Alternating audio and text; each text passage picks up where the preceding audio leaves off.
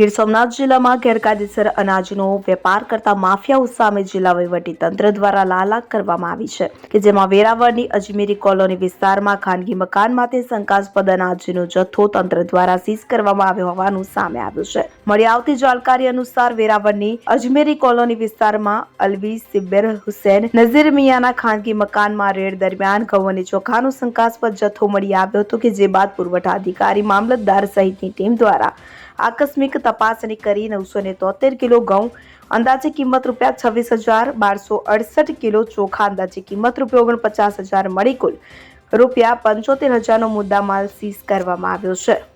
Bureau report CN24 news. હવે જુઓ દેશ દુનિયાની તમામ ખબરો તમારી આંગળીના ટેરવે।